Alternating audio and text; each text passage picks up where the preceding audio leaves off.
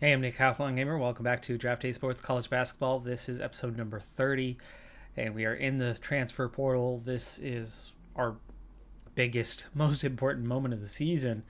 In reality, I'm really happy with what we have returning, and then we have a ton of roster flexibility to bring in some additional pieces to make us even better than we already are.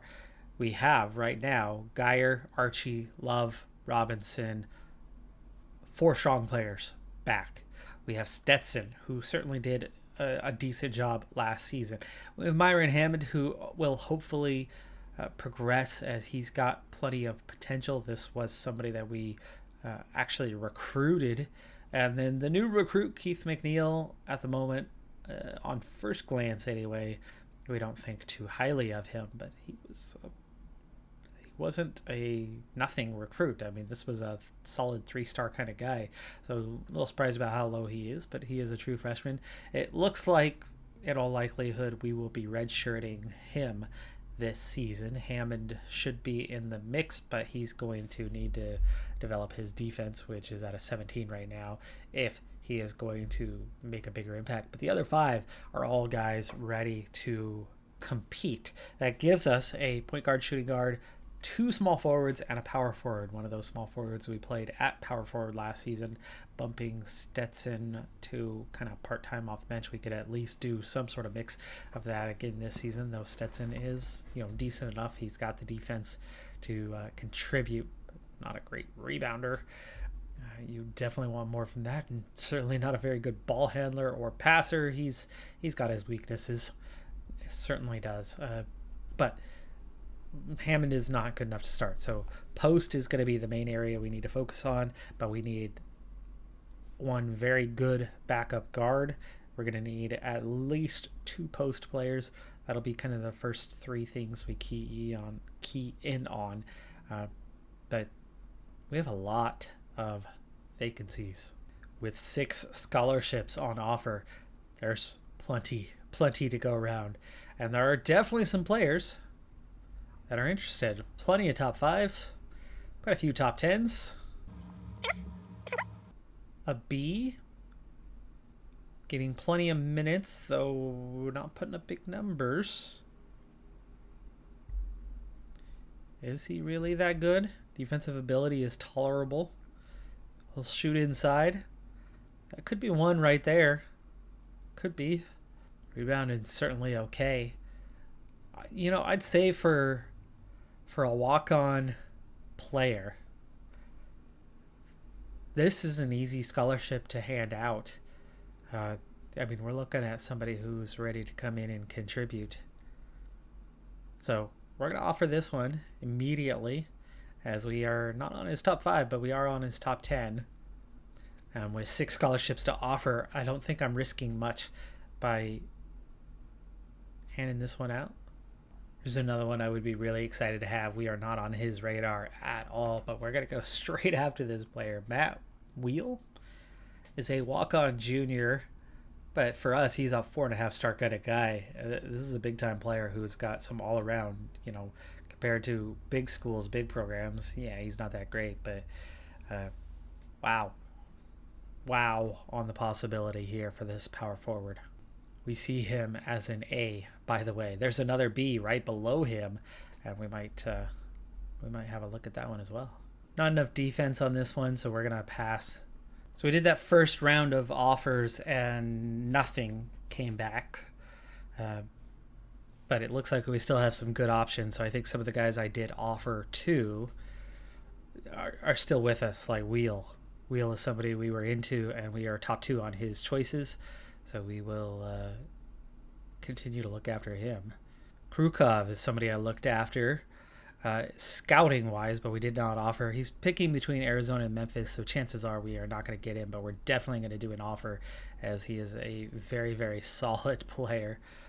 Krukov, hate where he's from based on some things that are going on there, but we're talking about a super talented player with good defensive ability and a strong set of attributes to back that up.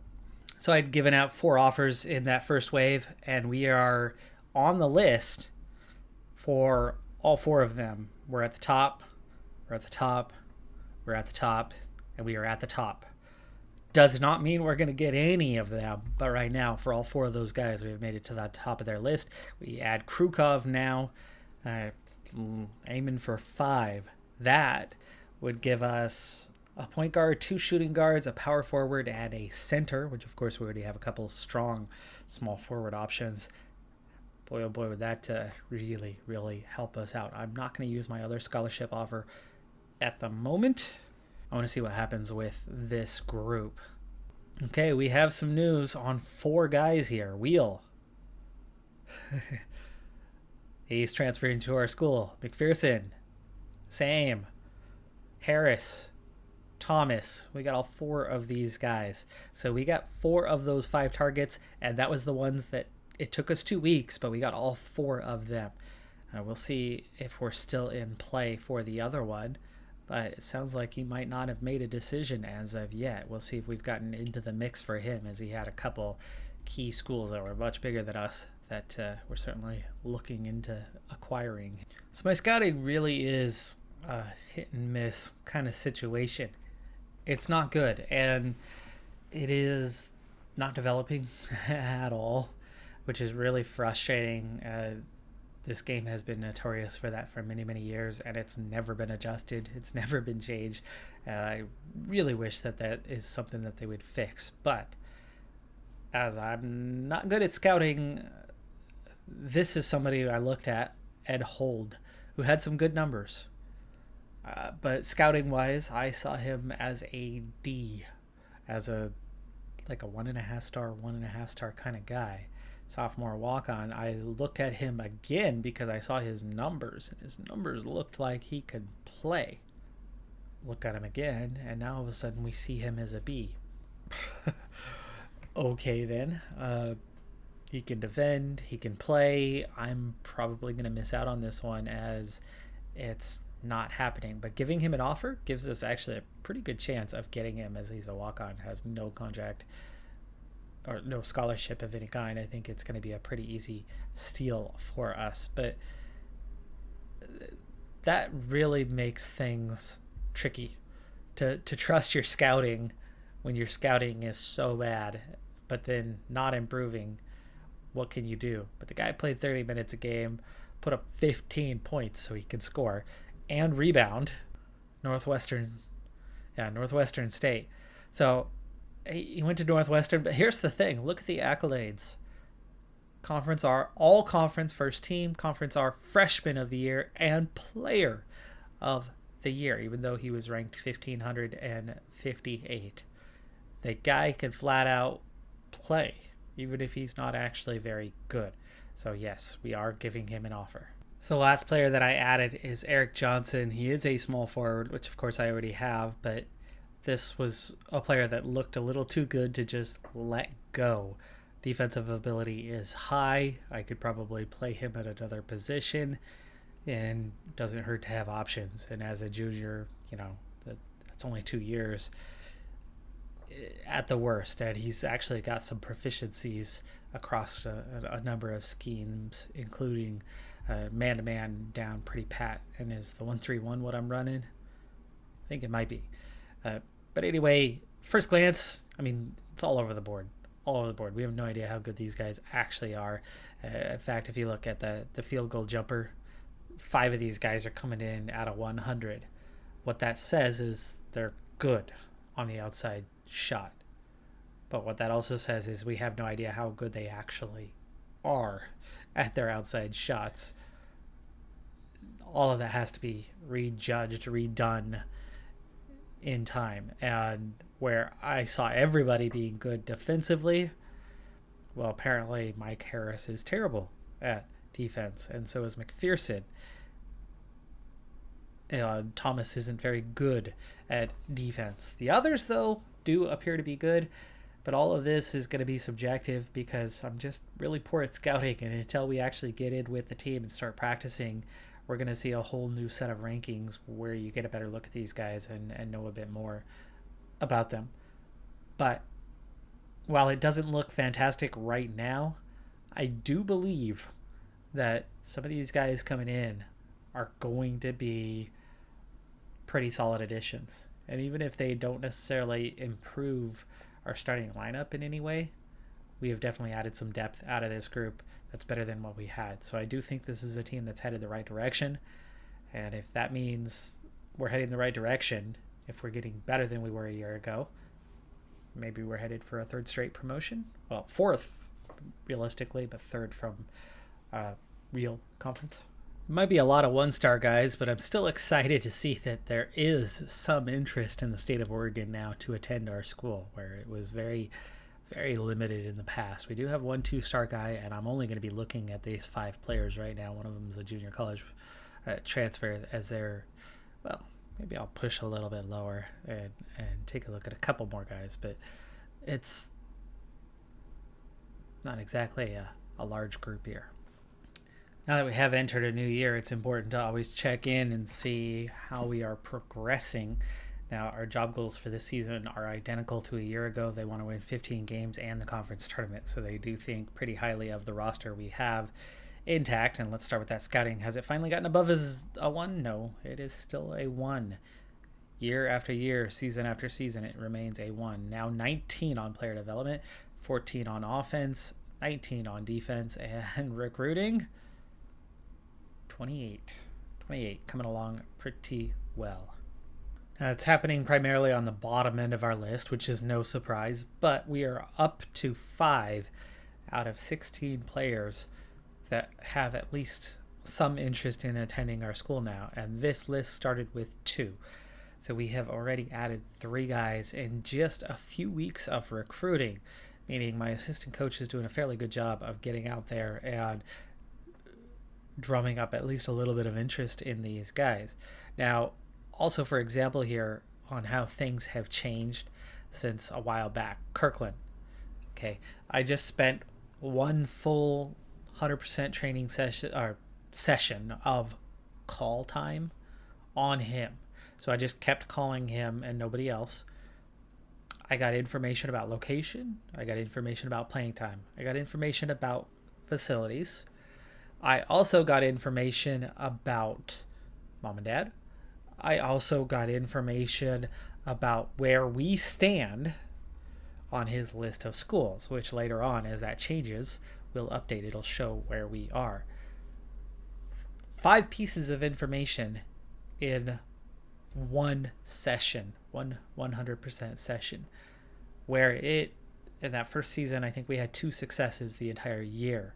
In the second year, we had maybe 5 or 6 successes for that entire year. We just got that in one session, 1 week. We equaled that number. Now, of course, it was on somebody that was already cool, but generating interest where there is no interest, I haven't gotten that yet. But I also haven't tried, I don't think I tried last year or this year so far, as I primarily build the skill by talking to the guys that have some interest. I use the assistant to unlock that, and then we kind of go from there and take that on, once it's available to us. But in terms of scouting wise, this entire group is good. I've had 1 to 2 players hovering between a B- and a C+, but otherwise everybody else has been B- or B, with that 1A Jonathan Fox. I highly doubt that we could sign a Jonathan Fox. The 6'7" forward here is the number 25 player in the country, number 5 on his list. Of course, as a 5-star guy, that would be a huge coup for us to sign him. Just don't expect it in any way. He gets no blocks, he gets no steals, so it looks like he's actually not a very great defender. What about you is so amazing, Mr. Fox? Overall, he's an A, because he's a really good scorer and a really good rebounder. Defense is tolerable. Surprising that gets you an A. One of the 4-star recruits, COURSEY, shooting guard, high school senior, he has gone cool. So the assistant coach continues to do his job well. This guy is ranked 125th in the national rankings right now. Looks pretty solid. Regional, he's up there. He's number 6 on the regional list. Not an inside shooter, but he's good, pretty good at everything else. So first off, we're going to go ahead and offer scholarship number 1 to him because he's one of the 3 best players and he's interested. That's a good start. And then we'll go from there to speak with him and do what we can. And playing close to home is important. So hooray, hooray. And look at that. First talk. And we had a success in speaking with him. So we had only pushed forward 2 weeks. Our number went from 5 to now 7. So it's only August, but we've got roughly almost half of this list are at least cool on us, and including one of the top 3 guys. Now, does that mean we're going to get him in any way, shape, or form? Nah. No, it doesn't mean anything along those lines, but it is a heck of a start to the possibility of recruiting, and it's really starting to show that that assistant coach, super helpful over the last couple seasons, making things like this happen, opening the doorway, right? Getting that foot in the door so they're willing to talk to us. And that I do a fairly good job once talking to them. It's just I don't open that doorway very well, or at least haven't previously. But it gives us, a legitimate shot. And as all of these guys are from either Oregon or Washington, that location thing works for us in all cases. And in terms of the overall, the skill, the talent, they're all fairly good. There's a couple guys right at the bottom that are C pluses and might be removed from the list, upon additional review later on, especially if they don't defend well enough. But getting better at recruiting. Obviously, we did a solid job of getting the players that we at least thought were the good players in the transfer portal, and whether they actually turn out to be so and really contribute, we'll find out once the team starts practicing and we get a better look at them. But I'm excited for the season to come, and we, regardless of whether all of those 6 guys turn out from the transfer portal or whether just a couple do, as long as any of them turn out to be pretty solid, the team's going to be a step better than it was a year ago, and the board certainly thinks that we should be as good, if not better than we were a year ago, and we are moving up a level. So for that to happen, they've got to be at least somewhat impressed by the players that we have at our disposal for the coming season. That is going to do it for this episode, though. I'm going to do plenty of recruiting work off camera as we push forward and prepare ourselves for the season to come. Like, comment, subscribe, and I'll see you next time. Have a good one. Be safe out there, and bye for now.